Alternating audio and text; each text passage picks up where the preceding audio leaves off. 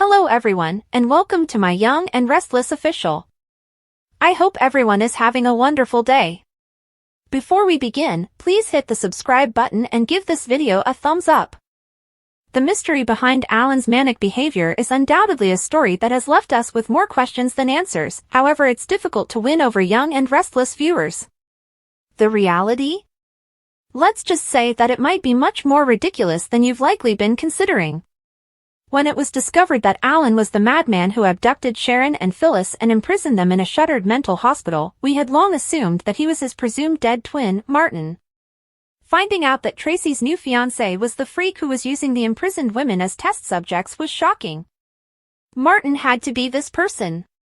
What if, however, the reality is even more startling than Martin's survival of the fall from the balcony and his adoption of his brother's identity? What if Alan is the real culprit behind this crazy crime? We didn't actually know him that well, so it seems impossible. No one understood that Alan might have been as nasty as his doppelganger all along. It would be astounding to learn how easily this man was able to fit in with the Abbotts' lives and function as a respected, sane psychotherapist without anyone noticeably knowing. Nick Alan Michael Sharon YNR. Alan, on the other hand, might not have been horrible at all. His remorse at the untimely deaths of his twins and his role in them were widely discussed.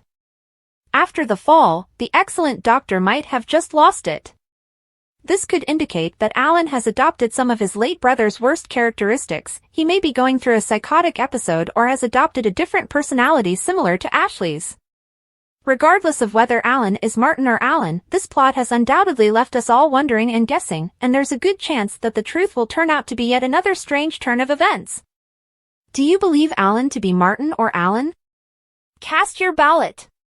Chelsea informed the doctor in Dr. Olcott's office that she was unsure if she could handle Connor's OCD, but she had a lot of faith in therapy and treatment. Dr. Olcott gave Chelsea the reassurance that, given the proper resources, she would be more than capable of assisting Connor. Chelsea was still worried that, if she hadn't already, she would make her son's situation far worse. Chelsea revealed that she had once tried to end her life by standing on a building's roof ledge, preparing to jump, because she was certain that this was the only way to get out of an excruciatingly painful situation. Chelsea fantasized that her own intrusive thoughts were identical to Connor's, and the only reason she was still there was because a friend had been able to get to her in time to stop her from jumping. Dr. Olcott guessed Chelsea had asked for assistance. Chelsea acknowledged that she had been in therapy ever since her admission to an inpatient facility. She displayed a lot of strength, and the doctor praised that. Chelsea sobbed that although she was pleased with her development, she was beginning to feel overwhelmed by the thought that she had given her son a terrible trait. Chelsea clarified that she didn't want to hurt Connor anymore because he was a sensitive child who could sense her emotions.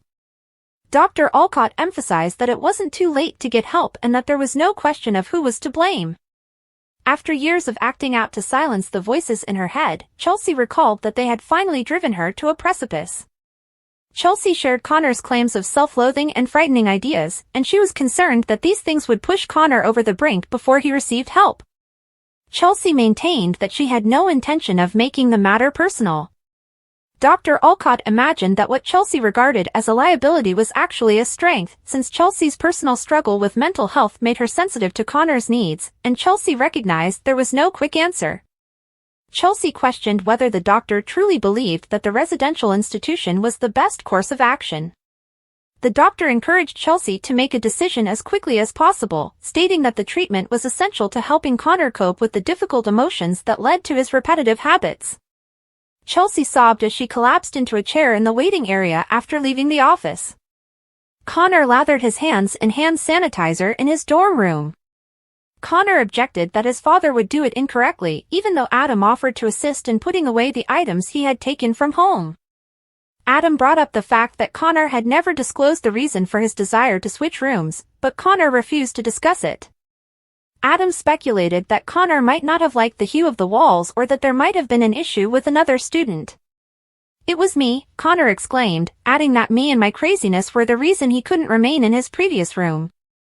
Adam emphasized that since Connor was the best child ever, the word crazy was simply the OCD talking. Adam returned the conversation to the room change as Connor was preoccupied with organizing the books on his shelf. Adam swore that he was attempting to understand so he could help Connor. Adam remembered that Connor liked the number 7 are numbers that could be divided by 7, and Connor acknowledged that the room number had been the issue. Connor revealed that his last room number had been 23, and that was problematic since 2 plus 3 equaled 5. Connor surmised that Adam's preference for the number 21 stemmed from his fondness for gambling in Las Vegas. Connor said that Johnny had heard his parents discussing how Adam had once lived in Vegas, playing cards, and an astonished Adam questioned who had told his kid that. It had been a lifetime ago, Adam said, and he asked Connor what he thought of the retreat the doctor had recommended. Adam maintained that it was a place where people could provide Connor with the assistance he required, despite Connor's complaints that it was a hospital for insane people. Connor complained that his parents had stated that they were not yet required to make a decision. Adam explained that they were talking about it because they had agreed to do so. Connor admitted that he was afraid and didn't want to attend. Adam excitedly pointed out that they could find out the room number beforehand and assured that he and Chelsea would do everything in their power to make it simpler. At home and at school, Connor claimed to know where everything was, but in the facility, he would be alone and unable to locate anything. Adam believed Connor would become buddies. According to Connor, there was no reason to think he would have friends at the hospital because he didn't have any at school. Adam vowed that everything would work out. Connor sobbed, "Not if I have to go to that place." Since they were only beginning the process and had not yet made any decisions, Adam suggested that they observe how things transpired. Connor muttered that he wasn't hungry when Adam proposed that they buy some pizza. Adam suggested that Connor demonstrate the proper method for unpacking his bag. "I hate it," Connor yelled, adding that he didn't want to be there and that he didn't want to go to the location for crazies. Connor complained that nothing could help him, but Adam vowed that the institution could. Adam promised Connor that whether it was the residential program or something else entirely, he and Chelsea would be there for him at every turn. Connor pleaded with Adam to take him home rather than forcing him to go to the location. Adam said, "Absolutely," and Connor threw himself into his father's embrace. Later, Adam, Chelsea, and Connor arrived at Crimson Lights. Adam lured Connor with a brownie, but Connor fretted that his mom could have changed something in his room, and he wanted to go upstairs and repair it. Chelsea advised they talk about the choice they had to make and assured them she hadn't touched anything. Connor walked glumly over to the patio. Dr. Alcott had suggested the ERP residential program, Chelsea said. It had been a hard day, Adam said, and he suggested that they discuss it later. Chelsea refused to dismiss Connor's complaint of fatigue, arguing that it was too significant to ignore. Chelsea admitted that Connor was apprehensive about falling behind in his homework, but she swore to make sure he kept up while in therapy. Chelsea acknowledged that the idea of attending a retreat was unsettling, but she assured them that they would locate the proper location and that things would improve while Connor quietly arranged the napkins and condiments on the table.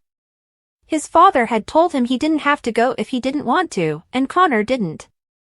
Chelsea gave Adam a fierce look. Kyle had a feeling that Claire's story at the Abbott estate had been more complicated than she and Victoria had been prepared to admit. Summer remembered that Victoria had been careful what she said, but Claire's immediate bond with Harrison impressed her. It had been a pleasant change of pace to see their son smiling, Kyle exclaimed. Summer wished to restore their son's sense of security. She wanted to conduct some research first, but she was amenable to the notion of interviewing Claire. Claire might not be interested, Kyle cautioned. Claire had expressed interest in working with youngsters, Summer noted. It didn't mean Claire wanted to be a nanny, Kyle said, but it was worth trying. Victoria hadn't told them all the details of the story, so Summer planned to research those. She used her phone to send a message. Nick called for his parents as soon as he got at the Newman Ranch. Victor told Nick that Victoria, Claire, and Nikki had gone to face Jordan. Victor admitted that he had been hesitant to accept it, and Nick thought it was a horrible idea. Nikki had believed it would help her recover her own strength and stay sober, Victor revealed. Victoria and Claire had also thought it would be empowering to let Jordan know she could no longer frighten them, Victor surmised. They had powerful women in their family, Nick thought. Summer came to the ranch and hugged Nick and Victor. When Summer saw Victoria and Claire at Crimson Lights, she remembered how amazed she was to learn that the baby everyone had assumed was dead was actually still alive. Summer revealed that although it had appeared like Victoria had not wanted to delve into the specifics of Claire's past, Harrison had immediately adored her. What should Summer know about her new relative, she wondered? Nick acknowledged that Claire had a convoluted and unsightly past. When Summer found out that Claire had participated in a plot to murder the Newmans, she was devastated. Victor clarified that Claire had been just as much of a victim as the others, having been brought up to despise them by her aunt. Summer claimed that it didn't justify Claire's behavior and questioned why she wasn't incarcerated. Summer discovered that Claire had been freed from the psych ward instead of the hospital after Victor disclosed that Michael had made sure she had been placed in a mental institution. Victor asked Summer to think about Claire's past experiences and give her the benefit of the doubt. Victor insisted that they accept Claire into the family despite Summer's reference to the hardships Claire had caused them. Not much had been said by Nick, Summer noticed. Nick acknowledged that it wasn't easy for him since he couldn't forgive and forget after witnessing Nikki's suffering and because Claire was partially to blame for his mother's loss of sobriety. For Victoria's sake, he promised to be polite and give Claire another chance, but he expected it would take some time to move over what Claire and Jordan had done to his mother. As they conversed, Victor reassured them that Jordan was being handled.